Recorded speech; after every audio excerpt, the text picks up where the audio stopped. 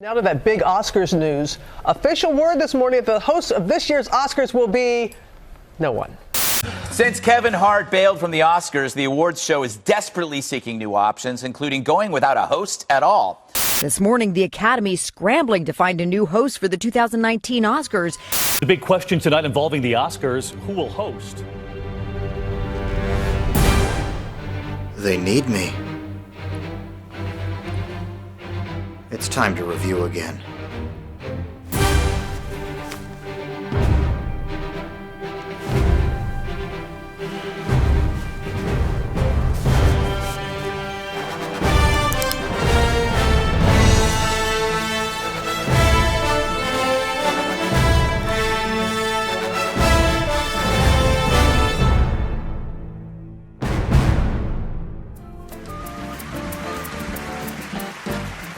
And now for the final award of the evening, Best Picture. Here are the nominees. I'm Captain Obvious, and Hotels.com rewards me basically everywhere. So why am I sliding into this ski lodge with my mini horse? Because Hotels.com... Wow, unbelievable. Incredible speech. What a surprise that was, and a crazy twist ending to a record-breaking evening. But a deserving Best Picture winner. Can you imagine how stupid it would have been if we banished that moment to a commercial break instead? That does it for the 91st Annual Academy Awards. Thanks for watching. Good night, everybody. This is Movie Night.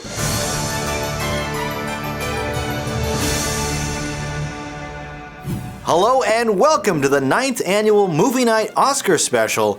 Returning after an unplanned year-long hiatus, I'm your host, Jonathan Paula. It is good to be back and continue my annual tradition of reviewing all the Best Picture nominees.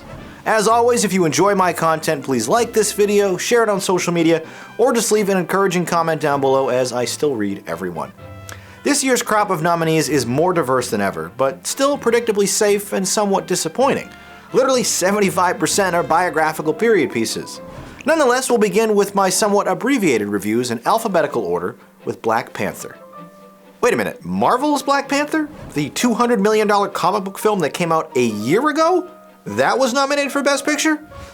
As incredulous and delighted as I am over this film's inclusion, I still think Infinity War was far and away the better Black Panther-related property last year, but I digress. Directed by the immensely talented 32-year-old Ryan Coogler, who makes my resume at 33 look downright pathetic, this 18th entry in the Marvel Cinematic Universe was a colossal smash, becoming only the third film in American history to cross the $700 million mark.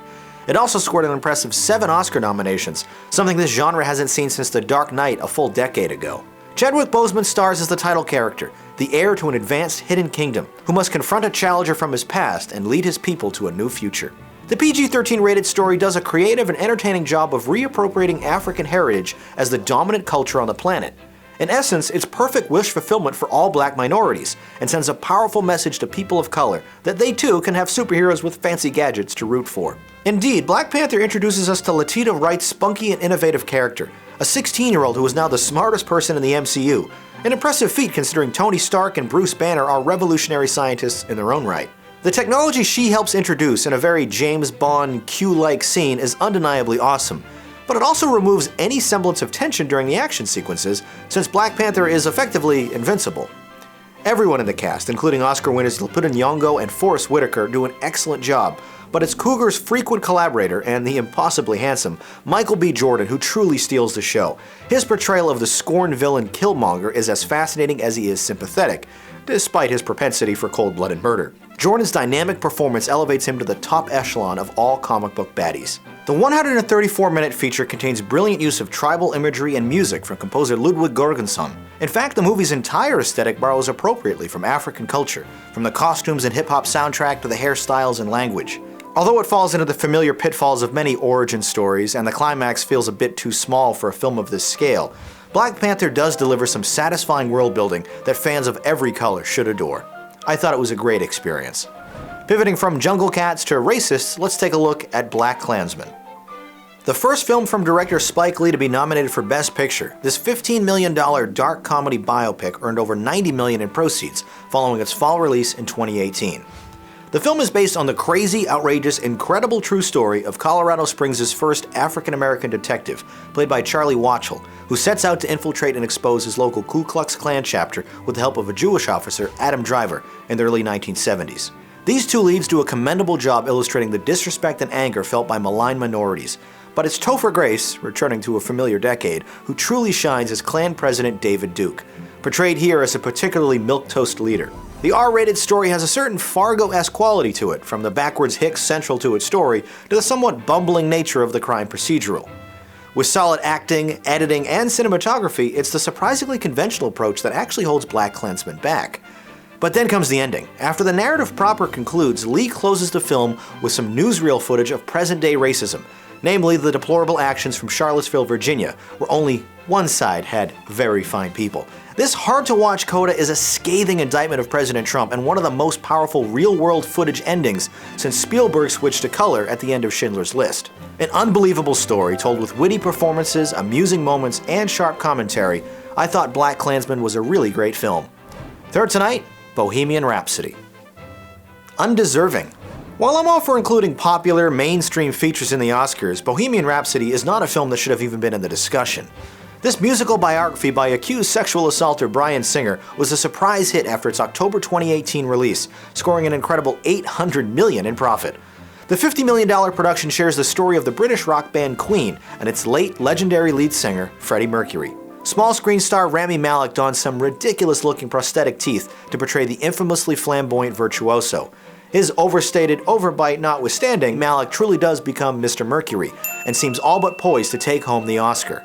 The story plods along in a linear fashion from one major musical number to the next, all scored to the excellent and well-known Queen catalog. It is for this reason, and Rami's phenomenal performance, that saved the movie from feeling like an unfunny parody of the musical biopic genre. Like, seriously, every major trope that John C. Reilly lampooned in Walk Hard appears here without any hint of irony. The PG-rated picture also perplexingly scored a nomination for Best Film Editing, which I found to be one of its worst traits. Straight dialogue scenes are cut to the boundaries of comprehension, while certain dramatic beats aren't given nearly enough room to breathe. What the film lacks in editing or unique storytelling, it makes up for with its near-perfect dramatization of Queen's unforgettable performance at Live Aid, which closes out the film.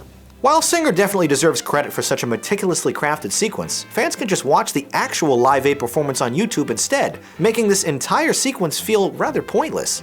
To put that another way, all of the film's goosebump-inducing moments of rock glory are simply stolen from real life. It doesn't earn any on its own. And the deliberate historical inaccuracies used to arrive there are the worst sin of all.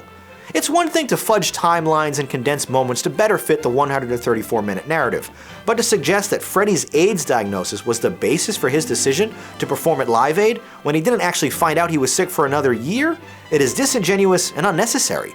Moreover, the movie's hilariously brief ending fails to mention that Queen still performs to this day. I saw them in concert with Paul Rodgers. They were great. Sadly, this information doesn't fit into the movie's little paint-by-numbers formula, so it's ignored in favor of a nicer and less holistic package. An unoriginal and pretty shameless experience, Bohemian Rhapsody only works because of Queen's existing music and Malek's stellar impersonation. I thought it was alright. Next up, The Favorite.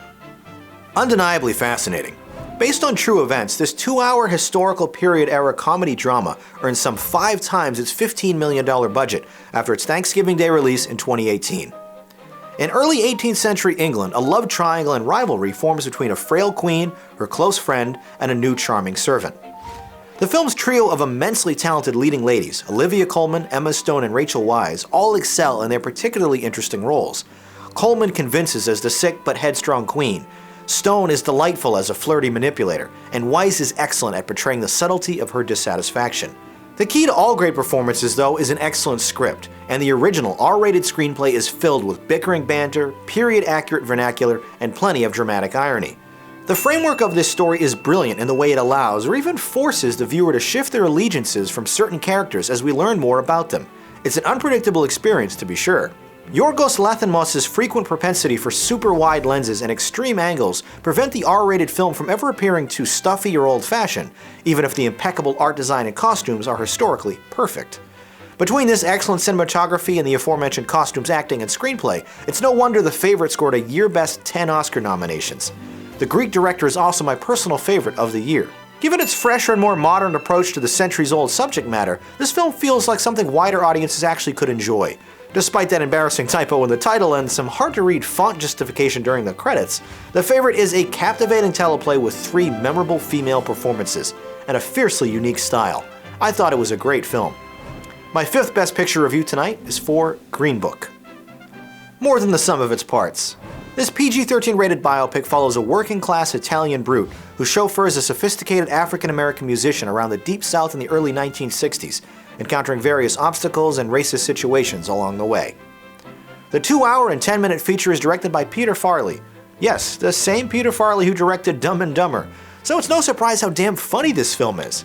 Okay, actually, it was a huge surprise to me, because I stopped watching movie trailers a couple years ago and definitely had this movie pegged as a dry and serious, let's teach white people about racism story. And I mean, it is that, but it's also more genuine and laid back in its approach than this genre typically affords. Both Viggo Mortensen and Mahershala Ali are wonderful in the 2 main roles, both scoring Oscar nominations in the process. Their reluctant and unlikely relationship develops naturally, and by extension feels much more earned and satisfying during the movie's emotional payoffs. Like when Mortensen profoundly advises his new friend, "The world's full of lonely people afraid to make the first move." Although Viggo's wisecracking line scored the most laughs, it's Mahershala's studious and reserved performance that make him a lock for Best Supporting Actor. I mean, he actually has to pretend he's never eaten fried chicken before in one scene. Like, seriously, if I had to pretend I've never had pizza before, I'd be a shoo-in for the Razzie. All that being said, however, Green Book remains detrimentally safe. An inherent shortcoming present in all civil rights era stories, but most of the material here is stuff we've seen before. White people are going to be pissy little racists, and black characters are going to politely put up with it. An easygoing experience that ingratiates with its lovable protagonists, Green Book is a really great film. Here's Roma. Technically flawless, but emotionally lacking. Nominated for a year best 10 Oscar nominations, this semi-autobiographical drama from Mexican director Alfonso Cuarón began streaming on Netflix in December of 2018. The $15 million film follows a year in the life of a middle-class family's maid in Mexico City during the 1970s. 25-year-old Yalitza Aparicio is wonderful in her film debut, embodying a quiet desperation and sadness without much dialogue. Her performance is an auspicious start to a promising career. The supporting cast, including Marina del Tarriva and a number of kids, are equally excellent in subtle ways. Shot entirely in black and white, the long takes and steady tripod pans really force you to appreciate Cuarón's astonishing cinematography, and it's likely the Academy will appreciate him too, as he'll probably score several trophies on Oscar night. Speaking of deliberate shots, the R-rated film opens with a 3-minute close-up of a tiled driveway, but there's something undeniably fascinating about everyday objects when they're photographed with such precision and purpose. This directing style is a double-edged sword, however, as most of this picture feels almost aimless. Without any close-ups or specificity in the narrative, we're just voyeuristically watching a regular family live a regular life. They experience hardship, sure, but I was unconvinced as to why this particular story was so special. The thin script just doesn't contain enough interesting moments to support the 135-minute runtime. Undeniably, a pair of scenes towards the end of the film, one during childbirth and one at a beach, are gripping and impossible to look away from. But far too much of the run-up is detrimentally deliberate with its slow pacing. Film students and those more patient with an artistic production will undoubtedly love this film, but I never really connected to the characters. Roma is a gorgeously told account of a relatively simple story. A lock for Best Foreign Language Film, and a narrow favorite for the top prize. I personally only thought it was good. And now, my penultimate review for A Star is Born. An emotional ride. The third remake of the 1937 musical of the same name was a huge hit for first-time director Bradley Cooper, earning over 10 times its $40 million budget following its fall 2018 release. The 135-minute story follows an alcoholic musician, played by Cooper himself, who falls in love with a younger singer he helps discover. Brad gives a career-best performance as the gruff, down-and-out country singer, desperate to get through life without pain. Sam Elliott and Dave Chappelle do solid work in supporting roles, but it was Andrew Dice Clay as a doting father who really surprised. The standout role, of course, goes to veteran pop artist Lady Gaga in her film debut. She is excellent as the up-and-coming singer, effortlessly balancing quiet moments of introspection with dramatic outbursts. Although she'll likely lose to Glenn Close, her Best Actress nomination is a remarkable start to her budding film career. Her song within the film, Shallow, is as excellent as its chart-topping position and inevitable Oscar win would have you believe. Her bellowing duet with Bradley is a real centerpiece moment for the movie, and is sure to leave audiences breathless. The romance central to this R-rated narrative has so much authenticity and heart, you actually begin to believe if Cooper and Gaga have been seeing each other in real life. The connection between them is the bedrock of the film, and the biggest reason this is my favorite Best Picture nominee. By the time the credits roll, this emotional investment is paid off in a big way. This movie isn't just about finding your voice and taking a chance, it's about surviving the sacrifices you have to make along the way, something the Oscar-nominated adapted screenplay illustrates achingly well. No doubt about it, A Star is Born is an awesome movie. Finally tonight, Vice. Scattershot. From Adam McKay, the comedic genius that brought us Anchorman and Step Brothers, comes a serious biopic about former Vice President Dick Cheney? Earning slightly more than break even, this $60 million film shares Cheney's life story as he rises from unassuming beginnings to a major political operative. The 132-minute script has a lot of tonal issues though, as McKay isn't certain if this is a straight homage to one of the most powerful men of the 21st century, or a sardonic parody that lampoons him. The mechanisms of the storytelling itself are also particularly frantic and haphazard, bouncing from voiceover narration to fourth wall-breaking skits and cutaways. Aided by Oscar-nominated makeup and hairstyling, Christian Bale's portrayal of the title character is a truly transformative one. He honestly may be the most talented actor working today. Sam Rockwell and Amy Adams also excel, seamlessly blending into their complicated characters. The thesis of the film was ultimately confusing though. Like, why now? What's the point of this story? To remind everyone we once had a power-hungry VP who irrevocably shaped the world by forcing America into an unjust war? McKay doesn't have any answers to these questions. He merely wants to retell the story with a wink and a nod, leaving viewers angry and upset when the credits roll. Well, at least the second time they roll. One big laugh happens halfway through the film when fake credits show up after a couple title cards suggest Cheney retired into obscurity long before the second Bush administration. Despite some effective satire and excellent performances, Vice is far too inconsistent and aimless to truly deserve its 8 Oscar nominations. I only thought it was good. Now that you've heard my reviews on each film, here's how they all rank against each other when I expand my ratings to a 100-point scale. Although none of these were 10s, it is nice to see the Academy issuing nominations to more diverse and commercially successful films for a change. And if you've been paying attention, I've already predicted winners and picked my favorites, but here they are again in case you missed them. It's a pretty well-balanced group, but besides Glenn Close's wonderful work in The Wife, a movie I didn't even review tonight, there weren't many standouts either. Personally, I'm still a bit miffed that Mission Impossible Fallout didn't receive a single nomination, easily the best film of 2018. Well, that concludes my 9th annual Oscar special. Please follow me on Twitter @JohnPaula to hear my thoughts on the upcoming Oscars telecast in real time, if you're into that sort of thing. But until next time, whenever that may be, hopefully sooner than 11 months from now, my name is Jonathan Paula, thanks for watching, and have a good movie night.